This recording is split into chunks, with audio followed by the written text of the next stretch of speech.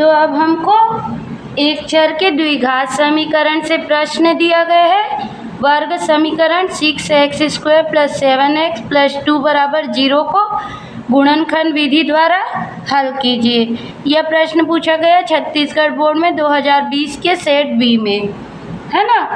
तो गुणनखंड हम निकालना सीख चुके हैं पिछले क्लासों में, है ना, बहुपद वाले पाठ में।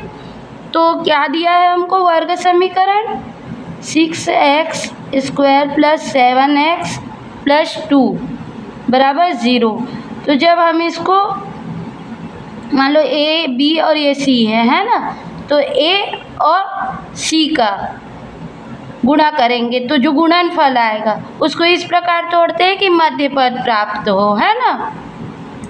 या फिर क्या करते हैं, मध्य पद को इस प्रकार तोड़ते हैं कि जब उन दोनों का आपस में गुणा करें तो ये दोनों का जो गुणनफल आता है उसके बराबर प्राप्त हो, है ना। ये गुणनफल निकालना हम सीखे थे बहुपद वाले पाठ में।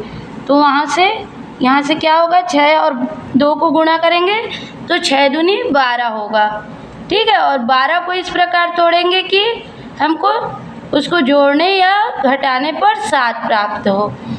तो क्या होगा, 6 दूनी 12, तो 6 और 2 में किए तो 6 और 2 को गुणा जोड़े तो क्या आ जाएगा 8, और 6 में से अगर 2 घटाए तो क्या आ जाएगा 4, है ना। 7 नहीं आ रहा है तो 7 किस में आएगा, 4 × 3 करेंगे तो 4 या 12 और 4 और 3 को जोड़ेंगे तो 7 आ जाएगा, है ना। ये क्या आ गया, 6x² + 3x + 4x + 2 = 0, ठीक है।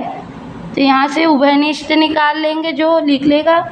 यहाँ से 3 निकल गया, x निकल गया, यहाँ क्या बच गया 2x + 1 प्लस यहाँ से क्या निकल गया 2, यहाँ क्या बच गया 2x + 1 = 0।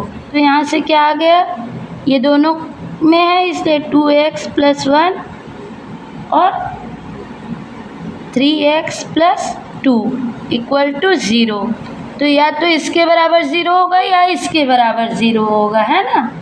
तो एक बार इसके बराबर 0 ले लेंगे, एक बार इसके बराबर 0 ले लेंगे, ठीक है। तो 2x + 1 = 0 या 3x +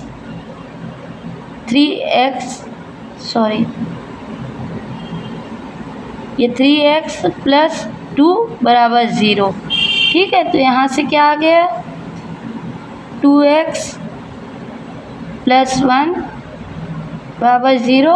अभी चलो ऐसे रहना, 3x बराबर ये -2 हो गया, यहाँ पर 2x बराबर -1 और 3x बराबर -2 है ना। तो यहाँ से क्या आ गया x बराबर -1/2 और यहाँ से क्या आ गया x बराबर -2/3।